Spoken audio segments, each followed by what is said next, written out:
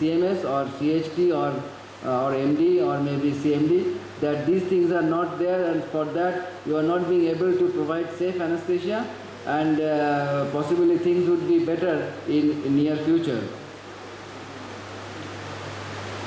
And as I have said, this safety is something which we all are learning, which we all have learnt from our student days. We have started learning, we will be learning in future also. So this is something which did not stop at some phase, and learning is always a continuous process. And so it is always true that safe anesthesia is something which we try to achieve, which we will achieve, and with all of you in this forum, that we will see to it that safe anesthesia is provided to all our surgical patient population. Thank you.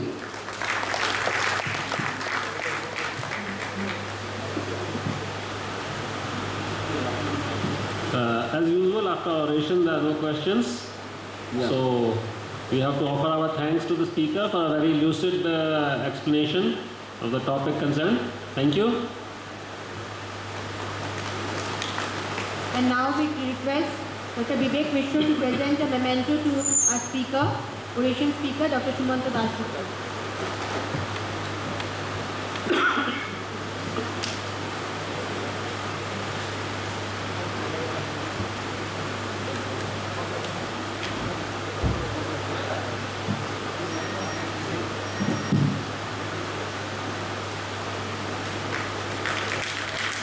We always knew we were having safe hands of anesthesia, but today it is re-emphasized.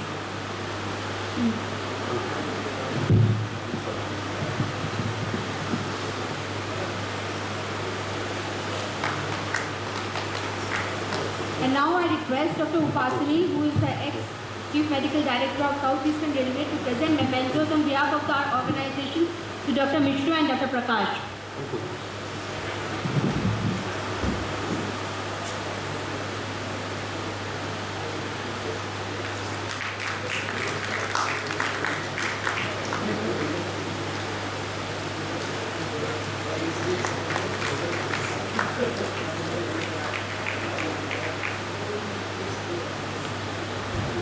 Now we proceed with a guest lecture. It is a sponsored program by MS Braun, and it deals with traumatic hemorrhagic shock, advances in fluid management, to be presented by Dr. Tanmay Das. And to chair this session we have Dr. S.S. Negi, who is at present the Additional Chief Medical Superintendent of Anesthesia in Diesel Locomotive Works at Varanasi, and Dr. G.C. Das, who is multi-talented, multifaceted surgeon of this hospital. He is not only the surgeon here, he is a laparoscopic and general surgeon and endoscopist who has been here since 1995. So we request both of you to take the chair and proceed with the proceedings.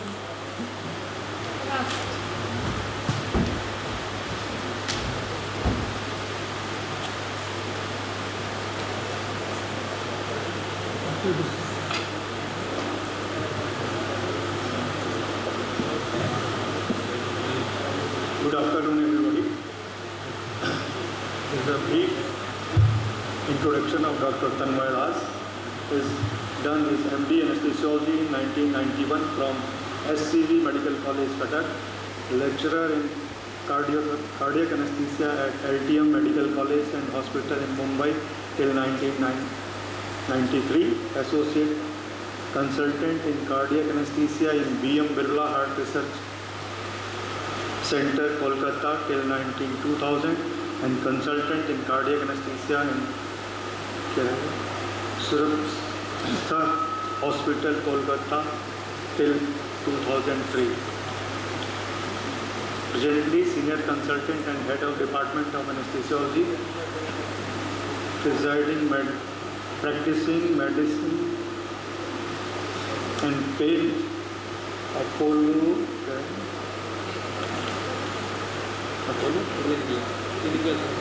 Apollo Gillingham Hospital, Kolkata.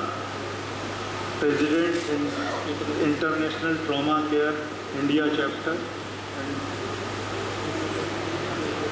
transplant, cardiac, regional and trauma anesthesia. Dr. Tanmay Das, please. No, just a minute, one minute.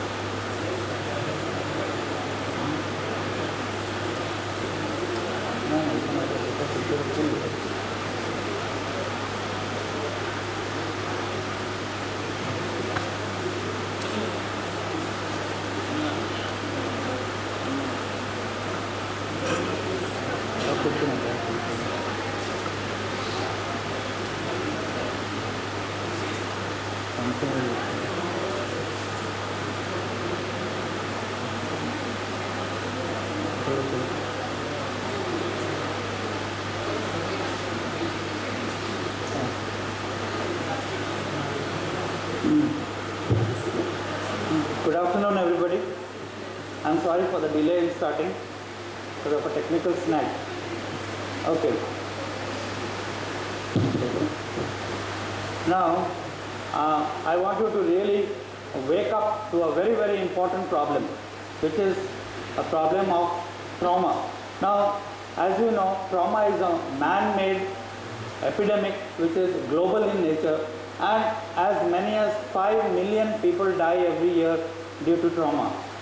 And not only the deaths, it is more than the deaths, it is another 10 times this number which is injured and can come to your hospital as in shock, that is a traumatic hemorrhagic shock. So whether you are an anesthesiologist working in the operating room, whether you are working in the critical care unit, or whether you are in the critical care unit or in the operating room itself, you are very likely to face across a patient with traumatic hemorrhagic shock. Now,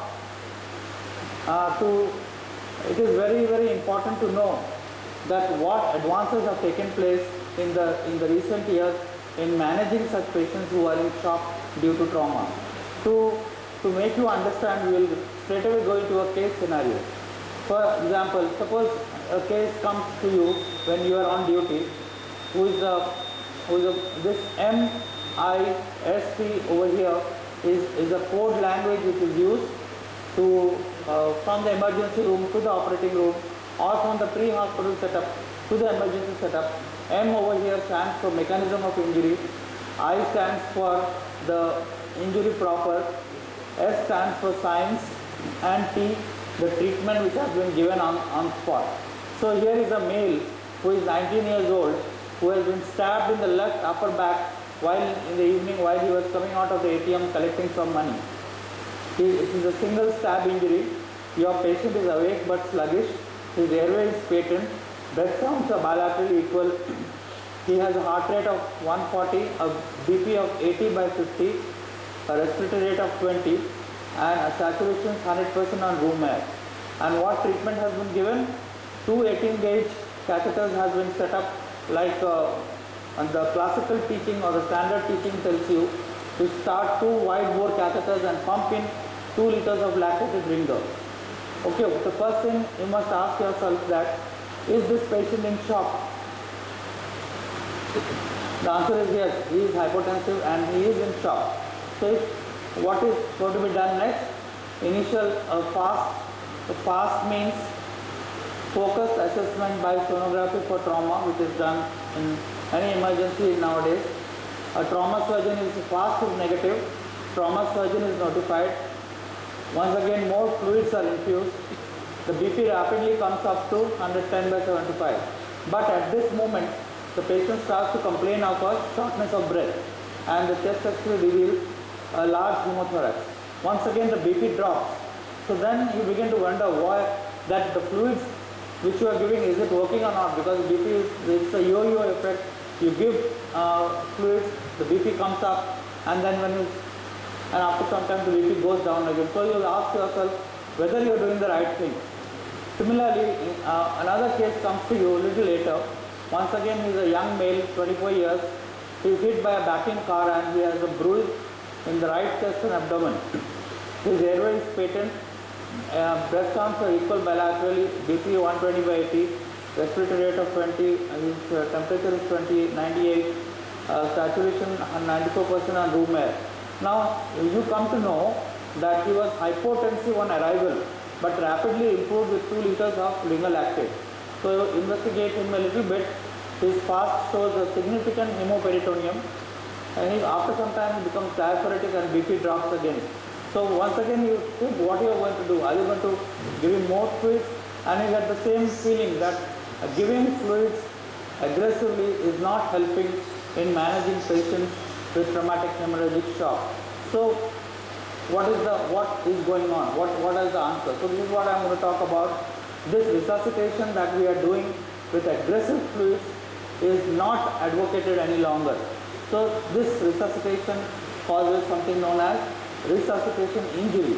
So I will be talking about what is resuscitation injury, what fluid is best for resuscitation, when should resuscitation start, and once initiated, what should be the endpoint, what is permissive hypotension, and what is this recent concept of damage control resuscitation, or DCR as it is called. Okay, now let's find out what is going on when there is severe trauma. There is bleeding, and then it is you give a lot of colloid and crystalloid infusion, which causes, which dilutes the coagulation factors and causes coagulopathy. It also causes hypothermia. It leads to tissue hypoxia, acidosis, and all that also leads to coagulopathy. And if you give blood loss itself causes coagulopathy because of loss of factors. And if you give massive blood transfusion, that also dilutes your factors.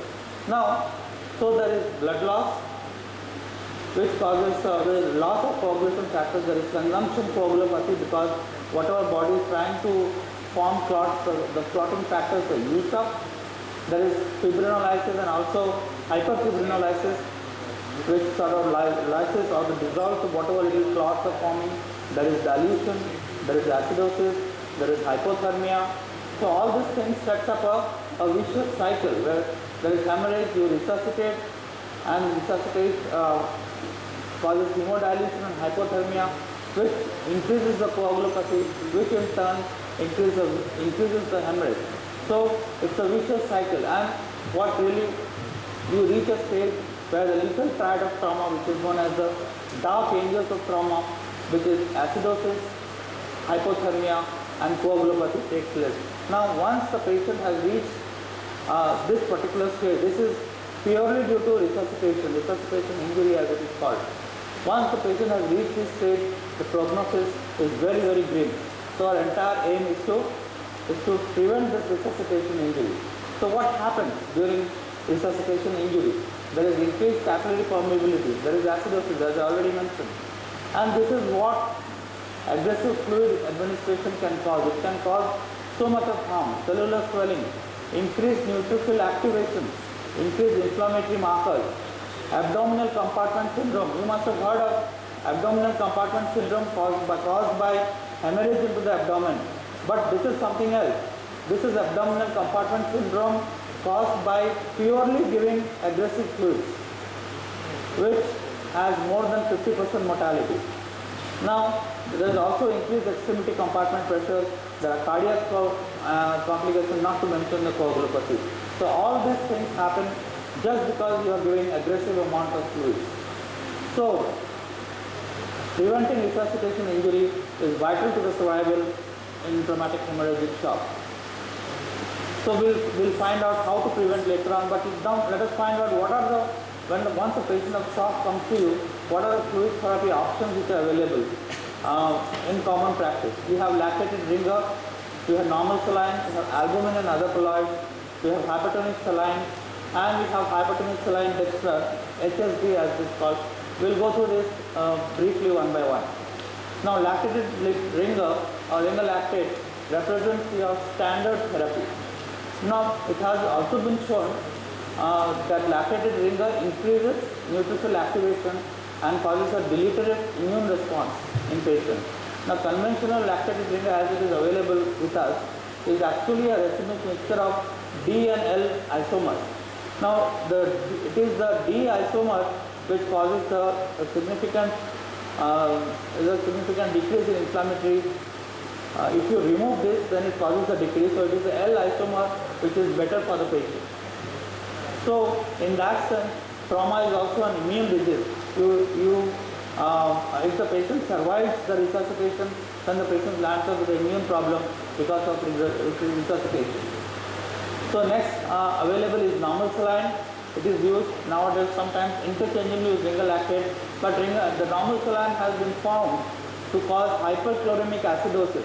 In a landmark study in 2007, Todd showed that animals resuscitated with normal saline had a significantly higher volume requirement and were more acidotic, had less fibrinogen levels than if they were resuscitated with ringer lactate. And this study also showed that if you change over from normal saline to ringer lactate, you may avoid the potential acidosis, coagulopathy and hypothermia. So normal saline is certainly not a very favorable fluid. So, and what about colloids? Now colloids versus cycloids has been a topic of discussion for nearly 60 years now. So I would refer you to a very landmark study once again. This is known as a SAFE study. SAFE study is saline versus albumin fluid evaluation study. Now this particular study compared albumin and saline for fluid resuscitation in the intensive care unit, and bottom line, they did not find the much difference in change in outcome in both the group of patients. In use of either 4% albumin or normal saline for fluid resuscitation, a similar outcomes in 28 days if you take death as a mortality. You can see the mortality is similar in both saline and albumin. So this study was done because some studies previous to this showed that albumin is harmful and increases mortality in patients. So SAFE studies showed that albumin and saline are equivalent, and the ratio of intravascular volume required is albumin to normal saline is 1:4, is 1.4:1, not very significant. And a Cochrane review after 2004 in 2007 found that colloids are not associated with any reductions in death either. Colloids are expensive and cannot be justified in trauma, burns or post-operative patients. The next solution which is available, which a lot of hype was there with this, is hypertonic saline, which causes volume expansion and immunologic effect. This is a beneficial immunologic effect, mind you. This restores T cell function which is suppressed by hemorrhage. Has also been used, hypertonic saline has also been used in the treatment of intracranial tension in traumatic brain injury. In fact, it is in this area where the initial excitement was there, because it was found one particular study showed some benefit. But then this particular study done by Cooper in 229 patients, it was a randomized controlled trial with severe traumatic brain injury who were also hypotensive. Now 250 ml hypertonic saline versus ringer lactate was used, and there was no significant difference in fluid requirement or neurological outcome. So that takes care of hypertonic saline. Next one is hypertonic saline dextran, HSD. The current acceptable formulation is 7.5% NaCl and 6% dextran 70. Now, these 3 studies were done to find out what is the usefulness of this particular HSD. Now, this Rizzoli found out that this blunt neutrophil activation, that means it is beneficial. Bulgar found out that they actually wanted to enroll 7,000 patients, but the study was stopped in very early stage because neither hypertonic saline, nor normal saline, nor renal lactate was showing any benefit for any particular. So where do we stand now? Current data have failed to show any crystalloid or colloid is superior to renal lactate. So the choice of fluid doesn't really matter. That's what I'm trying to tell you. Large studies have been hampered by current standard treatment. What is the current standard treatment? To pump in fluid. So pumping in fluids have also hampered the studies.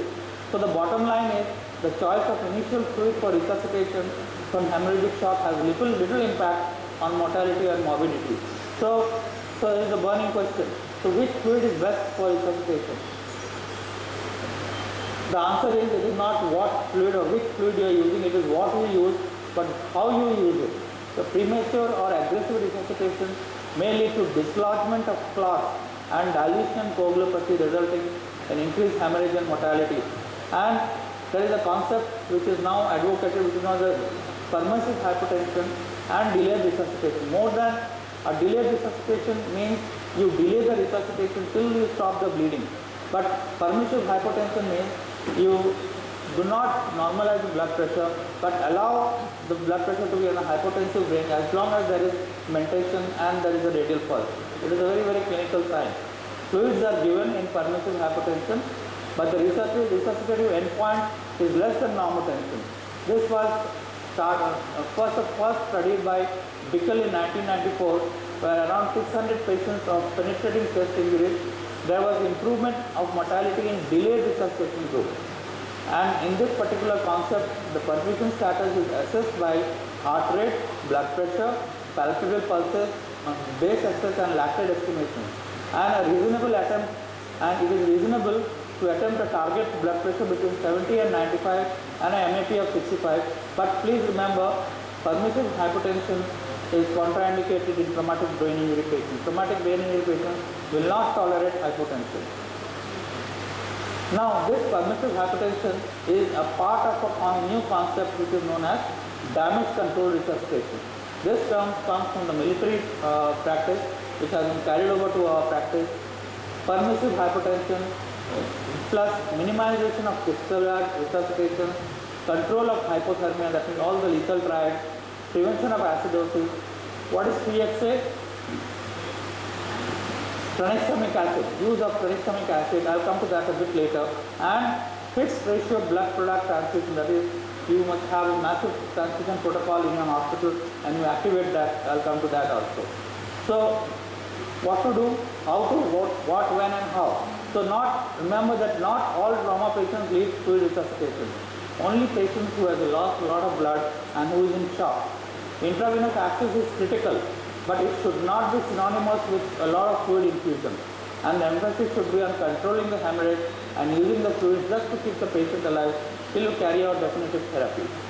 So initiate early blood and component therapy in the hypotensive and bleeding patients. And if you give blood, you should give blood products rather. It should be in the 1:1:1 ratio, that is Paxil, FFP and platelet in the 1:1:1 ratio. The best thing, of course, is a fresh whole blood, but fresh whole blood is very difficult to store in a civilian setup, maybe possibly in army setup. But what we go by as clinicians is the blood pressure, urine output, lactate and base excess. These are used as guides to fluid resuscitation. So as long as the patient is having a radial pulse, the patient is alert, the patient is having a BP and urine output, do not aggressively give fluids. Remember that fluids are cytotoxic. They are considered like drugs with well-defined indications and contraindications and safe dose and side effects. And if you give less of fluids, it will prevent onset of immune dysfunction.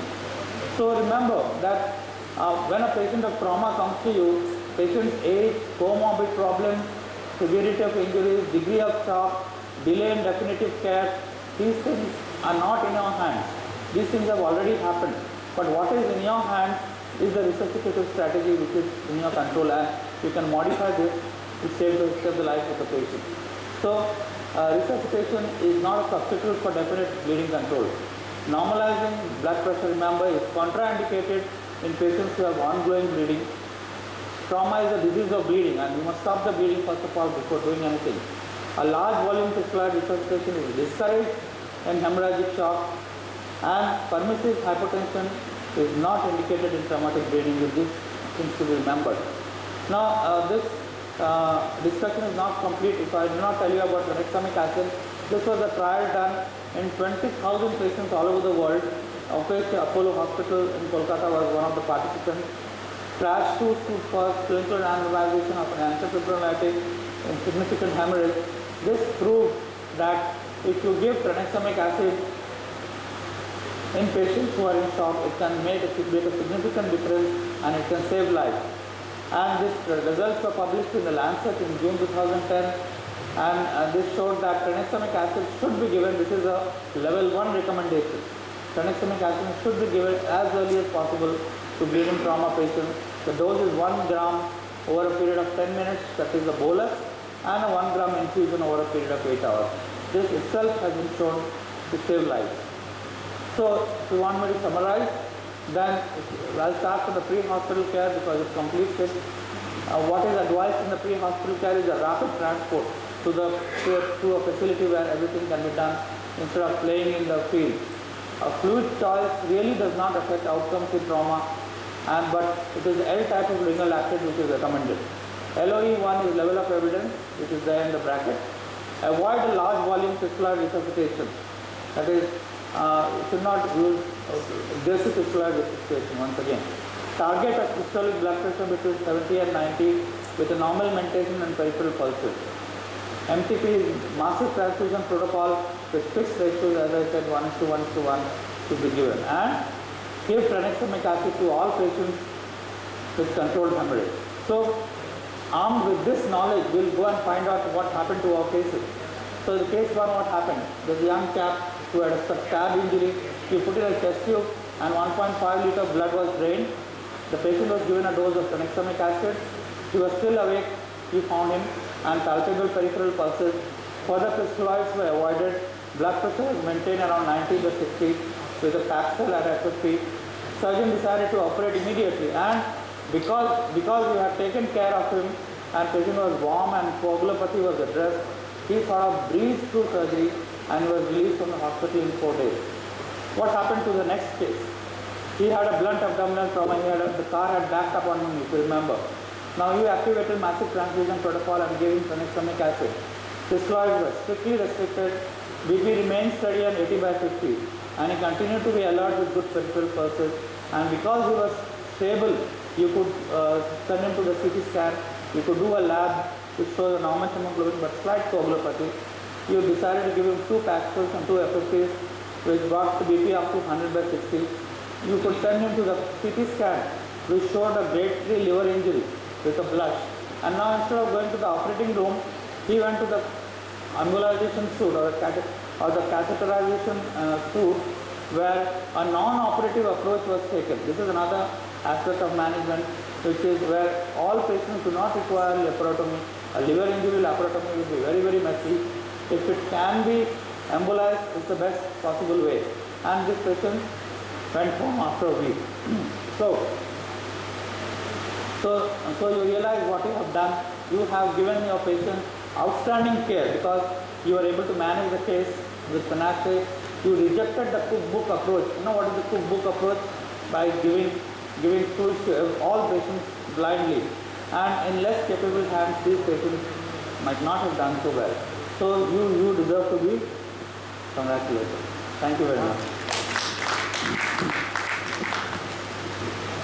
Thank you, Dr. Das, for your illuminating talk on hemorrhage and shock and management.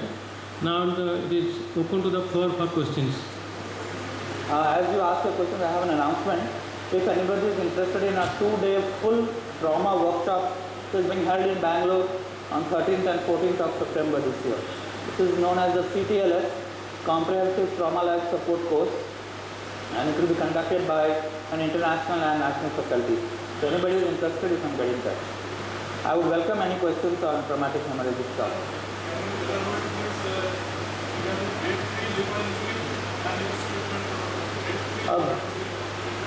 Did I mention grade 3? Yeah. Sometimes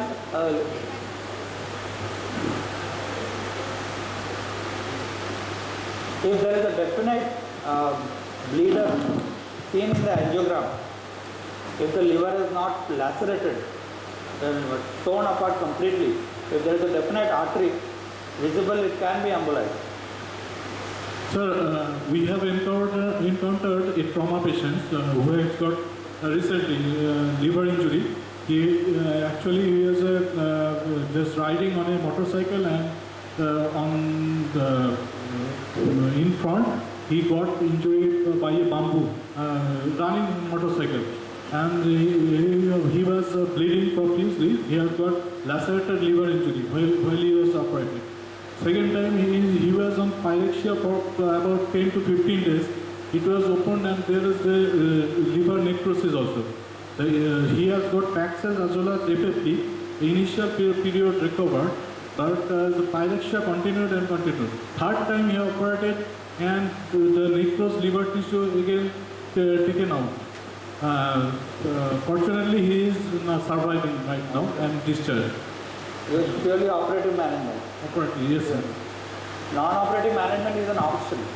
It's just an option which is available in certain institutes where low-grade liver injuries or chronic injuries can be just observed or embolized if possible.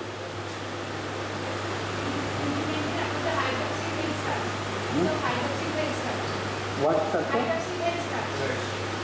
Yeah. The same colloid.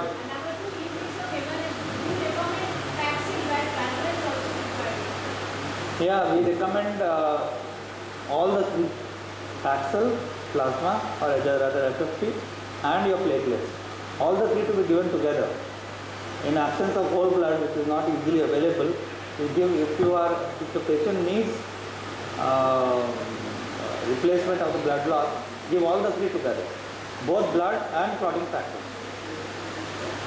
So regarding tranexamic acid, Yeah. can the dose be given every 4th hourly or 8 hours? No, the recommendation is 1 gram load over a period of 10 minutes, another 1 gram over a period of 8 hours. That is a small increase. Any other role of recombinant factor 7 in trauma patient? Recombinant factor 7 had a lot of excitement initially because it is caused from hyperthrombosis phenomenon. But the recent studies have not been very encouraging.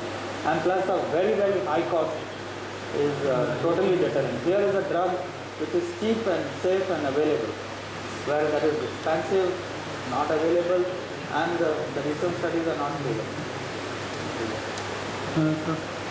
One thing regarding this massive blood transfusion. Massive blood transfusion. That is, whenever the patient is bleeding, is it safe to load him with crystalloids and colloids if you are having adequate blood? Because the latest studies in the articles that have been coming are saying that whenever the patient is bleeding, you have to replace blood with blood itself. No, I'm not getting a question. Once again, if your patient is bleeding... Yeah, if the patient is torrentially bleeding... Yeah, the only thing to treat is to stop the bleeding. You have to stop the bleeding. Till you stop the bleeding, you have to resuscitate. Yeah, that is what I asked. Those resuscitation, actually, when we have ongoing bleeding, such as, imagine if you have removed a very vascular tumor, you cannot stop the bleeding just like that. There will be open raw areas bleeding. So in such cases, ideally they say we have to replace blood with blood instead of going with crystalloids and colloids. Because what we will be doing when we transfuse more of crystalloids and colloids is that we will dilute the oxygen carrying capacity of the blood. I mentioned that. Exactly. By giving fluids, you dilute your coagulation factor. Yeah. So in such cases, we have to go with blood itself, right? Any other question?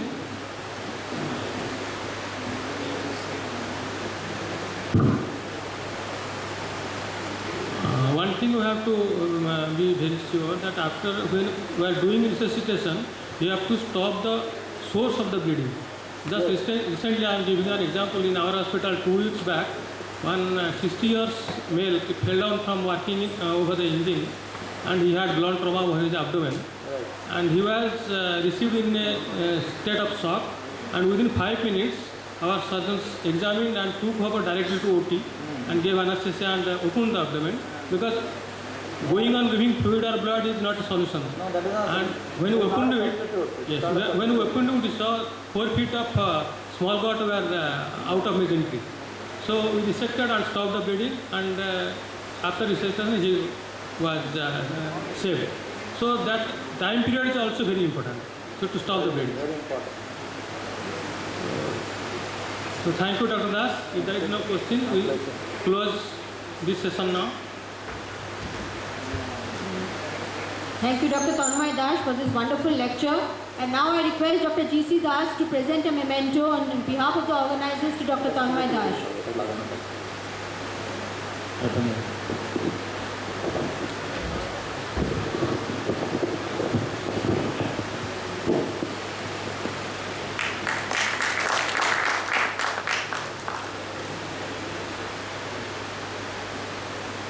I request the Chief Medical Director of Southeast Central Railway, Dr. S.K. Nima, to present a memento to the chairpersons of this session.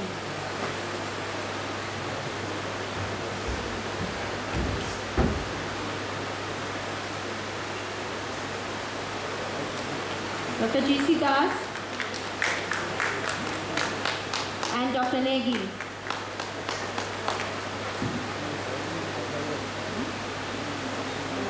Members, I have an announcement for you. We'll be having an inauguration session in the club, BNR Officers Club, which will begin at 6 p.m. as I can see from here.